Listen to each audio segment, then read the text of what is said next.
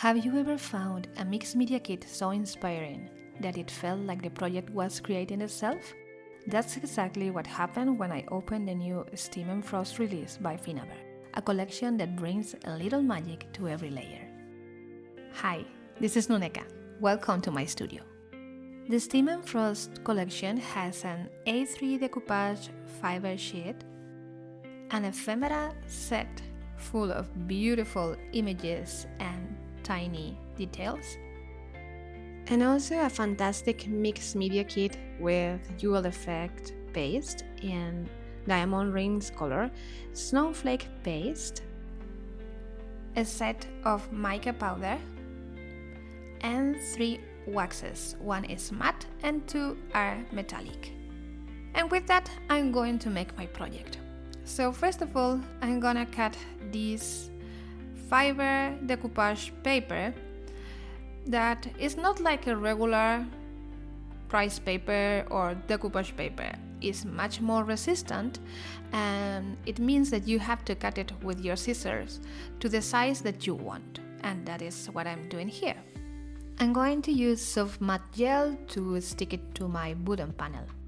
One of the coolest things of this kind of fiber paper is that you can reverse it. You can use it the other way if you want to, because the design is so beautiful and the colors are so intense that it will work perfectly. Once I dried the decoupage fiber paper, I'm going to protect it with a little bit of clear gesso, and I'm also going to apply this gesso all over the frame of my wooden panel.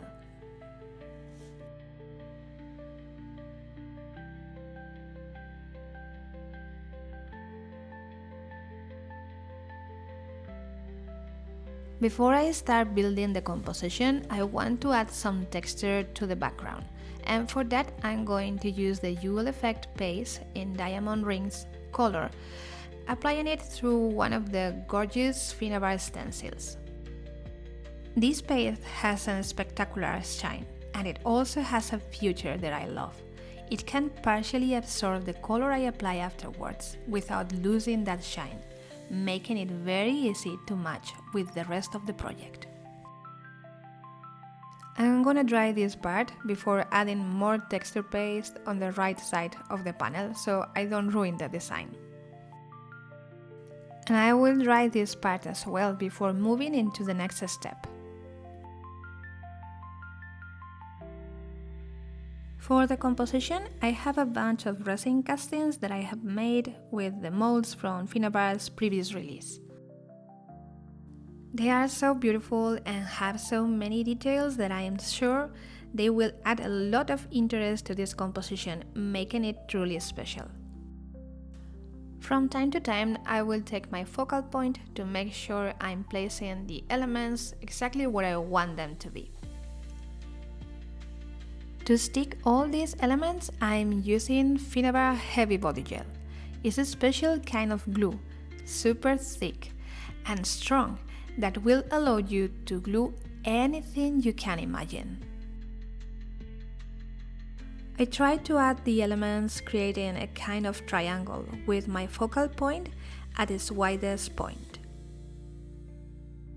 I create layers to add more depth and dimension, and I leave part of the background free so that the composition can breathe and the decoupage paper design can be seen.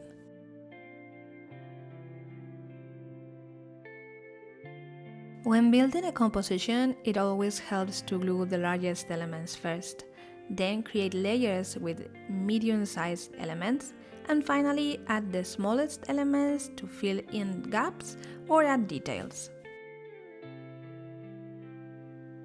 So for this first layer of elements, I have decided to use gears, numbers, and some plates, because they really match the steampunk concept I have in mind for this project.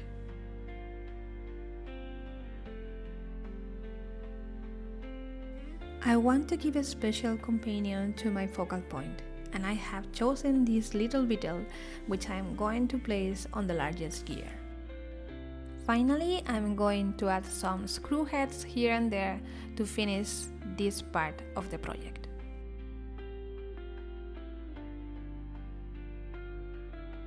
When everything is glued down, I'm going to dry with the heat gun, or you can also let it dry naturally.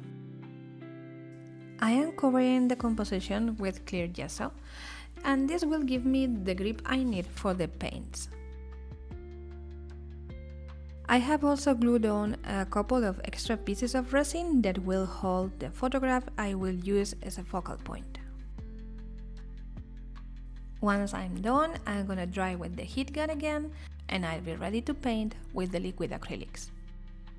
I have chosen 2 shades of brown that will serve as undertone, creating a vintage effect in the following layers of color. To apply the liquid acrylics, I use a little paint and a lot of water, because I only want to create shadows and depth with these colors. I use Umber in the center and burnt Sienna at the edges. I know it can look a little bit weird now, but remember, this is just the first layer of color.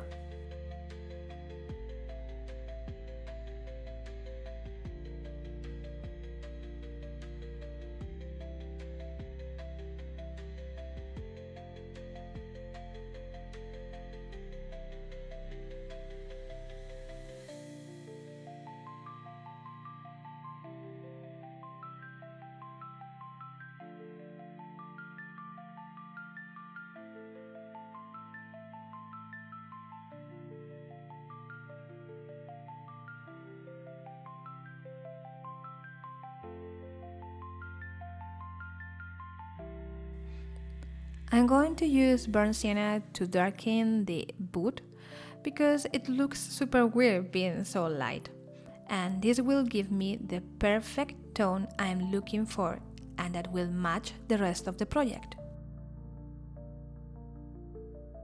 To avoid the paint getting absorbed too quickly, I wet all the frame with my water spray.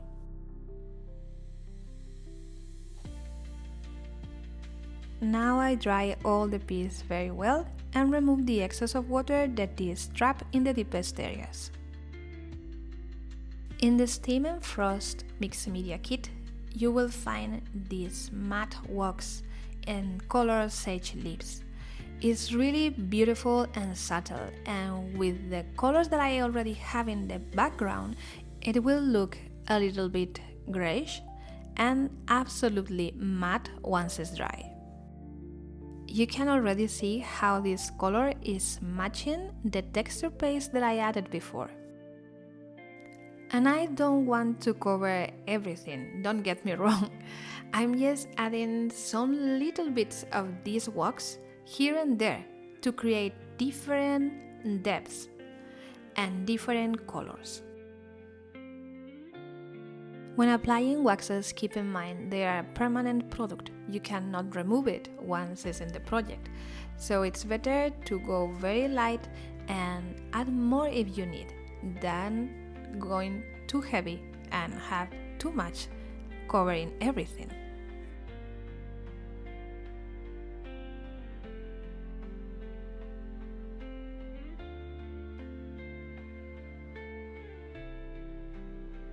I think it's a good idea to add a little bit of this wax in some areas of the frame to make it look a little bit dusty.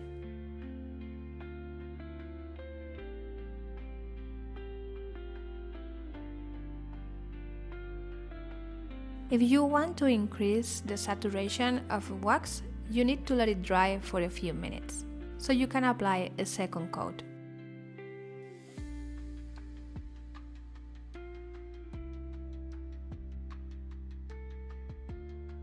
For the next layer of colors, I'm going to use mica powders. There are so many options that it's hard to decide, but let's pick 2 or 3 to keep things easy. One of my favorite ways to use mica powders is creating my own customized sprays. For that, I just put a little bit of water on my mini spray, add tiny spoons of mica powder and a few drops of liquid color fluid medium to make it permanent.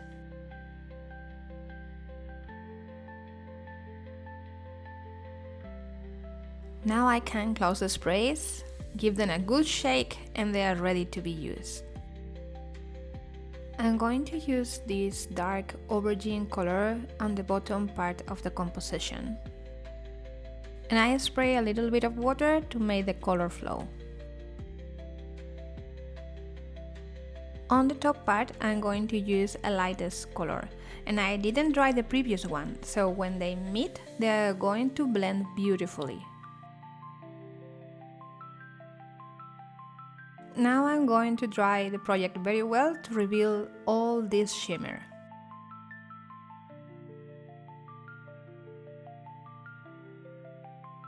Now I want to get back some of this grayish green from the matte wax, so I'm going to apply a little bit here and there.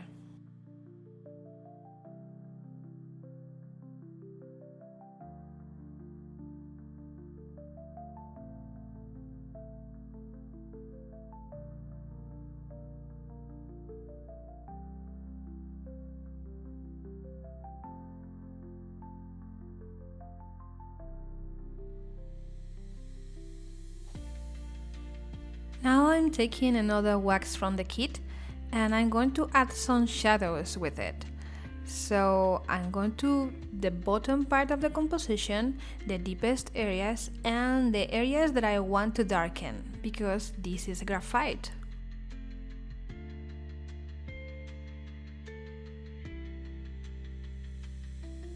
The same way I did with the previous wax, I'm going little by little, not adding too much. I prefer to go a couple of times over the same place than adding too much of the wax in the beginning. I'm going to pay special attention to the beetle because it's a key element in my composition. So I'm adding a little bit of the graphite, but I will go also again with the sage leaves.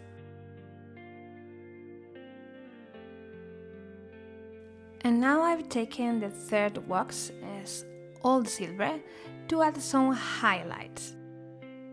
And I keep playing with the three waxes until I'm happy with what I see. Once I'm done, it's time to focus on the focal point because the composition is basically done.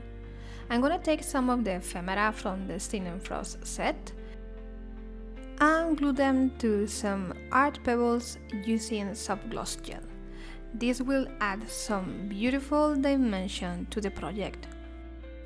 I just apply the gel on the round ephemera or on the flat side of the pebble and put the two pieces together and let it dry.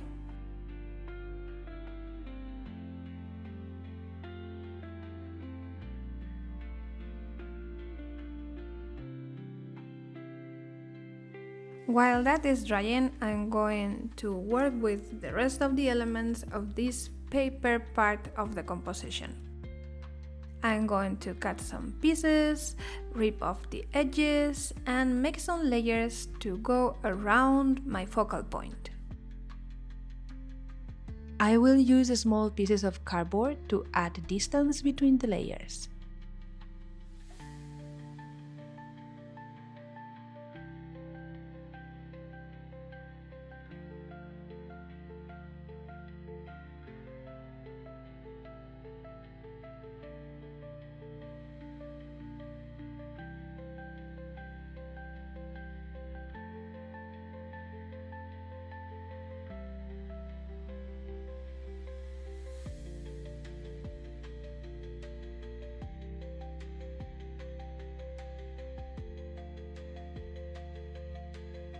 The art pebbles are now dry, so I can cut out the excess of the ephemera piece.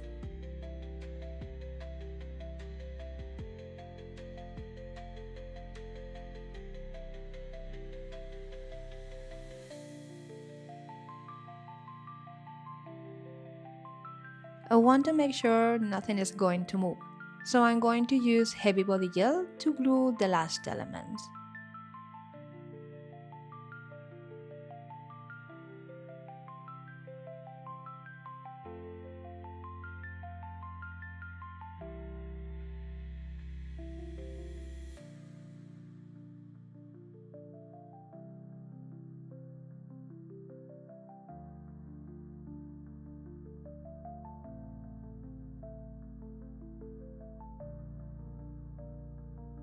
Finally, I'm going to add a sentiment and make some white splatters to add a touch of magic.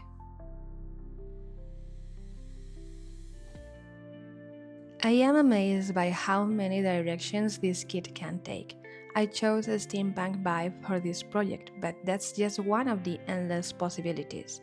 With the Steam and Frost collection, you can create something soft and romantic, or maybe something dreamy and mysterious, or winter inspired if you want a touch of frost and shimmer.